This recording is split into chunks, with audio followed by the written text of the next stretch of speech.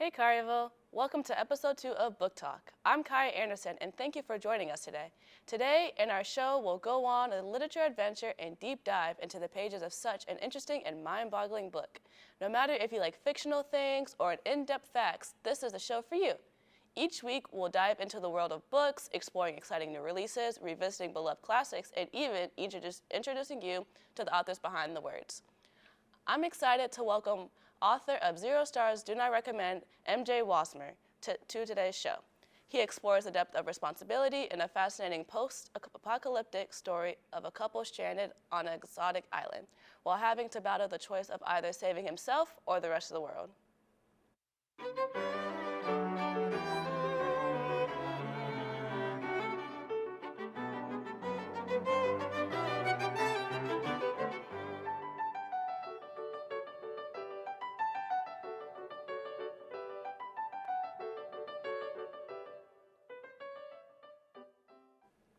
Today's guest is local author MJ Wassmer, the amazing author of 0 Stars Do Not Recommend. MJ Wassmer grew up in the suburbs of Memphis, Tennessee. He's worked as a UPS package handler, professional treadmill cleaner, and used to be a local party Spider-Man. After 10 years in corporate jobs, MJ left to start his own business while getting to focus on his true passion, writing books. Thank you so much for joining us, Mr. Wassmer. Thank you for having me. Of course. You know what should also be added to that list? When I was a freshman, I took TV production. Really? At Collierville High. Really? Yeah, I got kicked out. Oh. I wasn't allowed to come back after freshman year.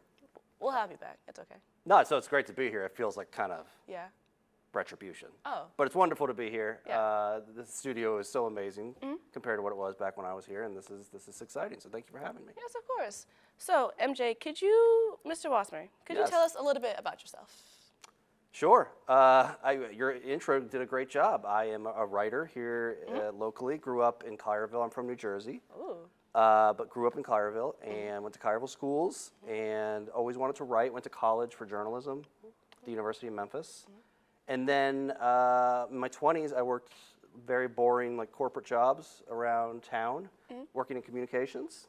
But I always wanted to write, and so I was writing on the side. And then when I hit 30, I was like, okay, I'm going to take this seriously. And I wrote my first book, and here it is right now. It got published. Well, I love it. Well, speaking of your book, what Yeah. inspired you to become an author? You know, it's funny. I remember the exact moment I knew I wanted to be a writer. I was in 6th grade at Schilling Farms Middle School, and we were doing science fair projects.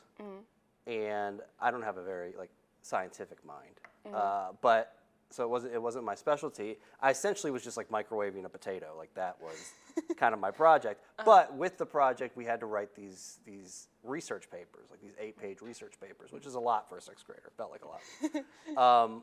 And I remember when I wrote it, I was just goofing off a lot when I wrote it. Like, and I was having fun writing it. Right. And you know, I was just making jokes about you know, friction and leftovers and the loneliness of microwave dinners, and turned it in, and I got a C on the project, which was totally fair. Right. But I remember sitting in class and watching my teacher read my report, and she was laughing. And I remembered at that moment, I was like, oh, that feels really good. Like, this is maybe what I want to do. Right. And yeah, 20, 30 years later, 25 years later, yeah, I'm actually doing it, which is cool. Well, I love that for you. Thank you. I love it for me too. I love Could you describe the process behind writing your first novel? Sure. It's a lot of late nights. It's a lot of really, they call the first draft, well, what they call it, I can't say here. They call it, it's a crappy first draft always. Like when you write your first draft, like you got to just keep pushing through. Like you just got to accept that what you wrote yesterday is probably not that good, and you can't go back and like edit it or you'll never move forward. And so it was just really about momentum, Right. and sitting down and like puking out 1,000 words a day until you had a book, and then doing the really hard work of going back and fixing it. And so yeah, that's what it was. It was a lot of late nights, a lot of discipline. Like I said, that 1,000 words a day was kind of like Bible to me. Like just no matter what, even if you're writing it on your notes app on your phone, like write 1,000 words, and eventually you have something that you can kind of start to actually mold into a story. Oh, I love that.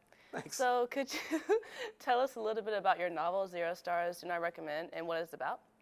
Sure. So 0 Stars Do Not Recommend is about, it's kind of like White Lotus meets Lord of the Flies. It's about this couple who's vacationing in the Bahamas when the sun mysteriously explodes, and you know, what was once like this all-inclusive resort that they were visiting turns into this like survivors camp where they have to ration resources. And to make matters worse, the guests who are staying at Building A, which is like the most expensive building on the property, well, they stage a coup, and they commandeer all the island supplies, and they invoke martial law. And so our protagonists, you know, they're dealing with this situation, but then also they find a way that maybe they could get off the island, but they have a decision to make, right? It's like, do they stay behind and help defeat this like fascist regime that is starting on this Bahamian island, or do they like, you know, tuck tail and head back for the States and try to figure out what they can do there? So it's, yeah, it's hilarity ensues from there. I love it. Yeah. So one thing that really stands out to me and the other students as well is the title of the book. So like, what inspired that? Sure. So that was not always going to be the title. The first title I had was much worse. It was, I thought I was so clever, Kaya. I had this, for the longest time it was called Days Gone By. And by was spelled B-Y-E. Because like there's no more sun. By. Yeah, yes. I know. It sounds stupid now. And I was like, that's a great title, that's so good. Right. Everyone's going to love that. And then I didn't Google it until after I'd finished the book. And it turns out that's the name of the first episode of The Walking Dead. Oh. I stole it. What? So I had to rename the book. And then, you know, I went into panic mode because like the title's important. And I was up to like 2 a.m. one night. I was like, what do I, maybe I do a pun or something? And 0 stars, do not recommend. Obviously the sun is a star like that. And you know, you review hotels. Yes. And so I was like, okay, 0 stars, do not recommend. That's great. I loved it. And I went downstairs and I was like, I woke up my wife and I was like, Leslie, 0 stars, do not recommend. And she was like, okay. She's like, what? She didn't care. But yeah, that's kind of how it came to be. Okay. Yeah. So adding on to the star, you know, the sun exploding in your book. So why was that your first choice in the opening action of the novel? Does this come from a love of space or possibly hypothetical of if this happened in a real life situation? Well, I love space for sure. I've always been into space. Even though, you know, in science class I was microwaving potatoes, I did like space. Like that part of science I enjoyed. But yeah, the idea of the sun exploding came to me where all great ideas come, and it was in the shower. And that first sentence in this book, like that sentence like came to me in the shower, and I was like, okay, how do you make that work? Because obviously we know as educated individuals that if the sun actually exploded, like that's lights, that we're done. Like we're dead. We're dead. Right? And so I was like, okay, what's the mystery behind that, right? And you know, there's a scientist in chapter 3 who steps out. Everyone's like, the sun exploded. He's like, there's no way the sun exploded. Right. He's like, the sun exploded, like, you know, first of all, gravity would be all screwed up. Right. We'd be slingshotted into space. Like, not to mention, we would just be evaporated. So I thought that was kind of a cool thing to be like, how do I make that work? How do I unpack that? Yeah, it kind of snowballed from there. So another thing I wanted to mention was just like your amazing cover of this book. Oh, thanks. We like the style of it, and it's very like eye-catching. So could you tell us a little bit about it? Sure. I had next to nothing to do with it. Okay. This is the publisher, right? When you're a debut author, they kind of handle, which they should because they're the experts, they handle the marketing of the book, and I think they consider the cover part of the marketing, right? And so I think what they wanted to do was, you know, these books, this style of cover is very popular right now, especially like people who are, let's say, just browsing Barnes & Noble will look at this cover and they might think at first glance like it's a romance novel because there's a lot of cartoons that are on the covers of romances. But if they look a little closer, they'll see, you know, stuff's on fire, like the world's falling down, like, you know. And so we kind of liked playing with that idea, and I think the gambit with the publisher was, all right, what if we brought in an audience like romance readers who might not typically read a book like this? Like, what if the cover attracts them and then they read the first chapter and they're like, oh, this isn't what I thought, but maybe I'll give it a shot. And it's actually paid off. Like, they were totally right. Right. Yeah. Well, I love it. I thought Thanks. it was really cool. Yeah. So finally, I'd like to talk about any future projects you have. Are there any sequels or new works coming out? Yeah, not a sequel. I think this story's done. Okay. We discussed sequels for a little bit, but I just couldn't make it work. So I'm working on a brand new book. Right. and that is kind of my world right now. I am polishing what will hopefully be the final or next to final draft, and I can't say what it's about yet. I know that sounds way more important than I actually am. No, you're so important. You're so important. But yeah, it's going to be similar style, like kind of a action comedy, and yeah, hopefully it'll be out next year and early the next.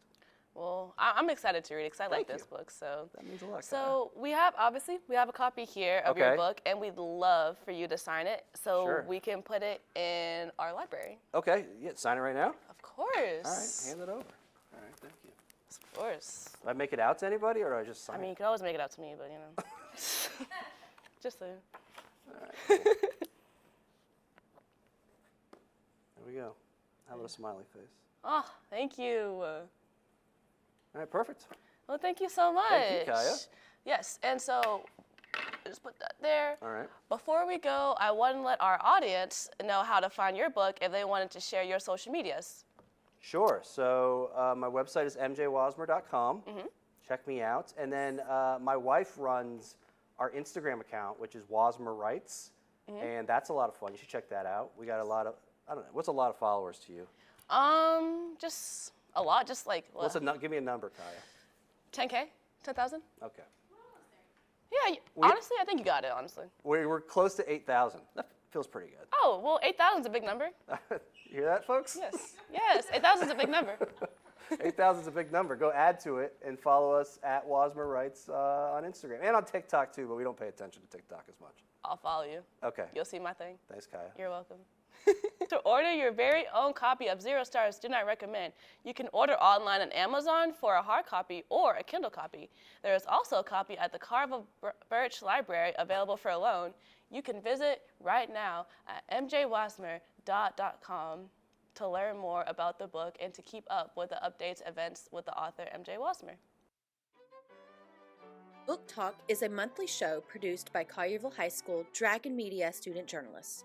To find more information on previous Book Talk guests or novels, visit colliervilledragonmedia.com.